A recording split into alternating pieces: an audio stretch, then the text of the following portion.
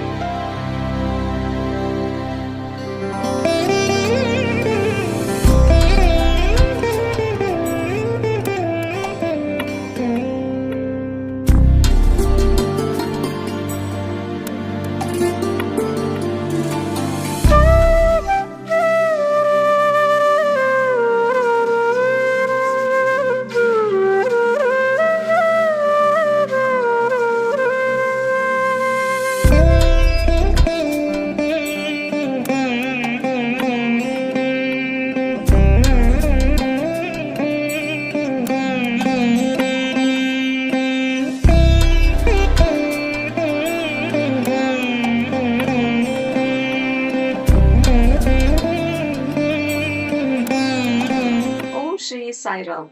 I offer my most loving self at Bhagwan's divine lotus feet and loving Sai Rams to one and all. In the previous episode, we discussed about the triple filters our speech needs to pass through before we speak. This can be summed up as Satyam Bruyat, Priyam Bruyat, Na Bruyat, Satyam Apriyam. If it's not Satyam, Priyam, or Hitam, Swami advises us that we better remain silent because it leads to wasting of our precious energy. Do we all need energy? Swami asks. Then don't waste energy because energy is God, says Swami. Today, students are wasting a lot of energy because of their unsacred vision, bad thoughts, bad hearing, and excessive talk.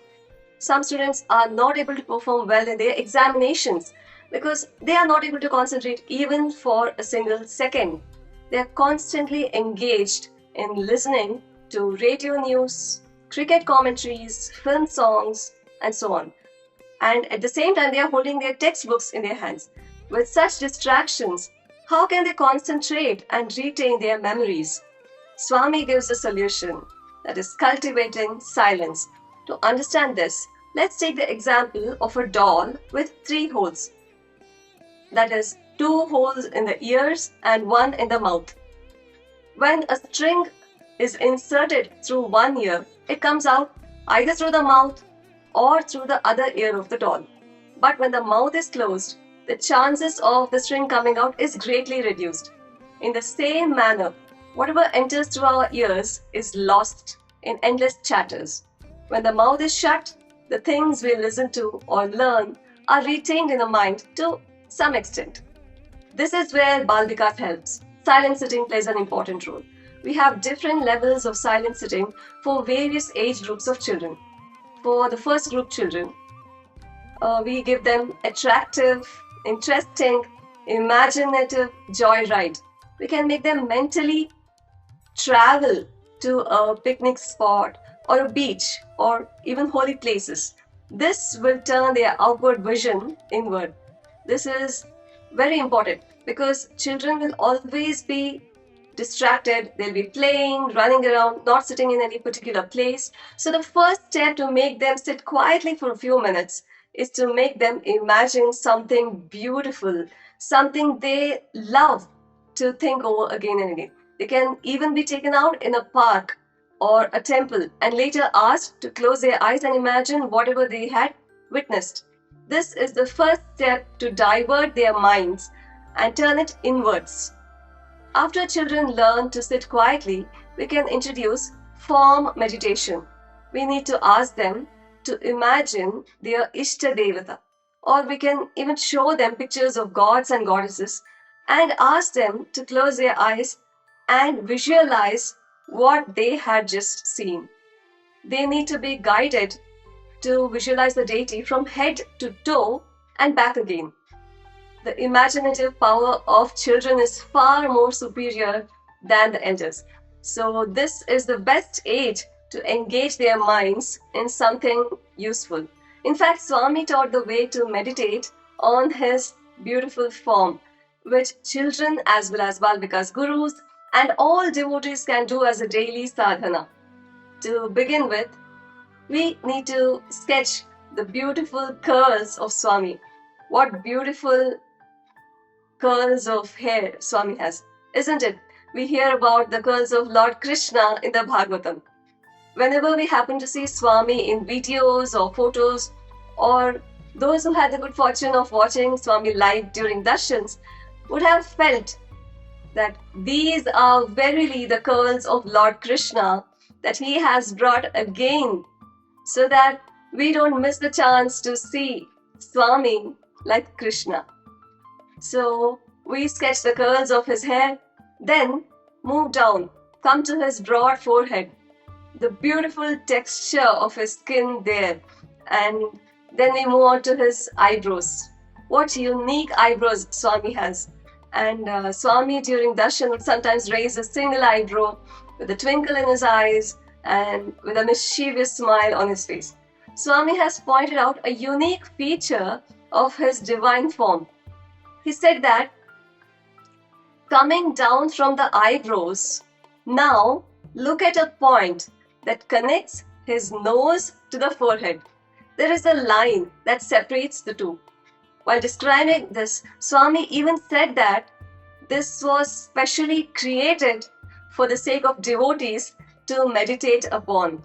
The beautiful line that separates his nose from the forehead, his amazing penetrating eyes when we contemplate on it and remember him looking right through into our hearts and filling us with his love, compassion, and calmness. Oh, those beautiful eyes of Swami.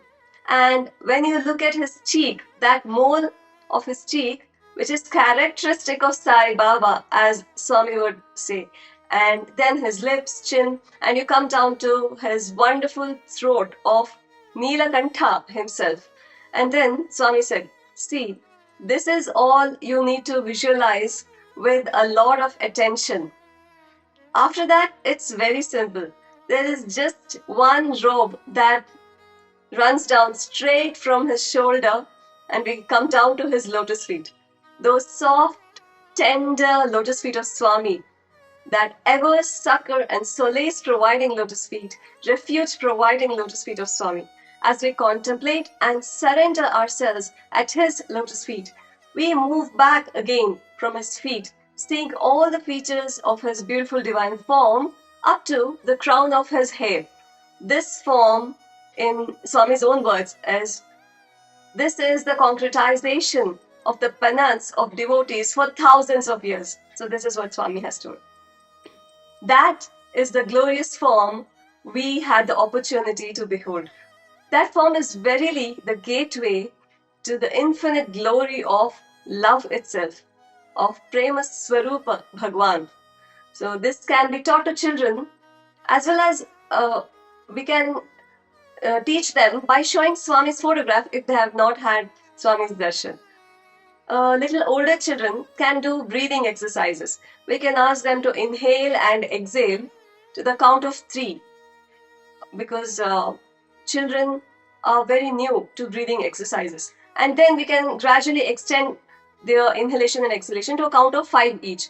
This deep breathing technique helps them experience a deep peace within themselves, and they would love to do it again and again. Then we have the balloon technique. Children are asked to observe their tummies. It should expand like a balloon when they breathe in and deflate when they breathe out. So this can be accompanied by counting also.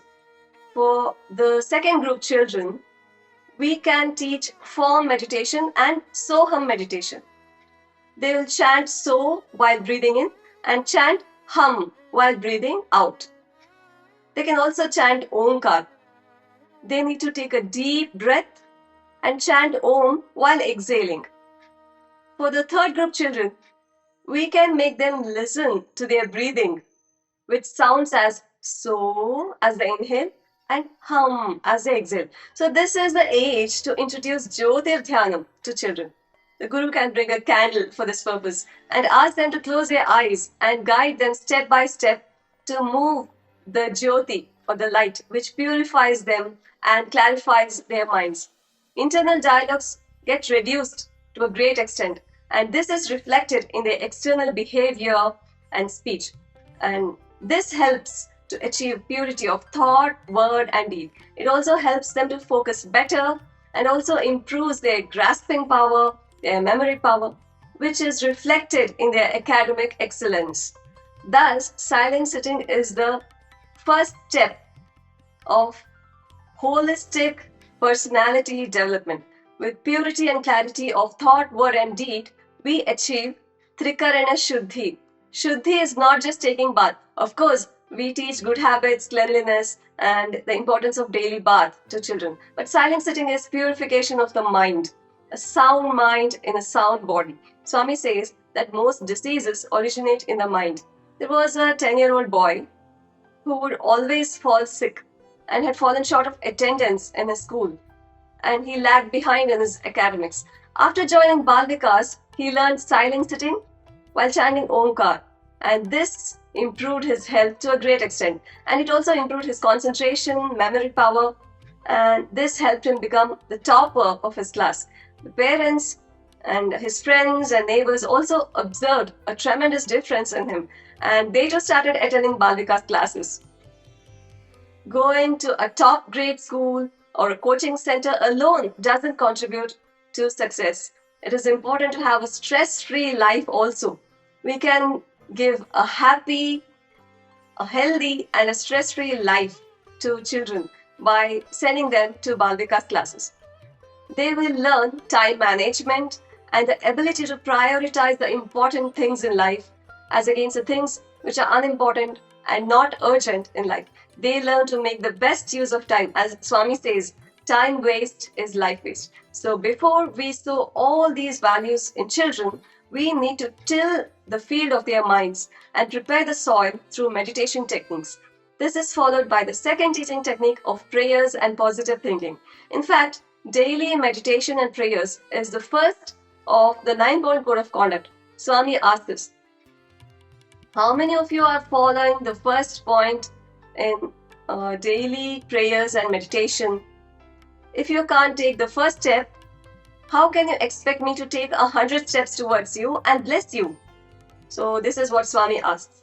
So let us all take the first step, which cleans the rust of our minds and hearts and attracts the blessings of Bhagwan, just as a rust-free iron can be attracted by a magnet. And prayers and chanting of divine name is what cleans and clears our mind and creates a bridge to reach God. Can children do this type of meditation? So at what age can children do all these? This is a common question everyone asks. What age is the best one for children to join Bal Vikas? Swami says that when a crawling child learns to sit, it can join Bal Vikas and listen to shlokas and bhajans. It is very interesting to note that children at a very tender age learn all these good habits and values and shlokas. They learn prayers and group singing. So let's learn more about this in our next episode. Thank you all. I offer these at Bhagwan's divine lotus feet. Swami bless us all. Jai Sai Ram.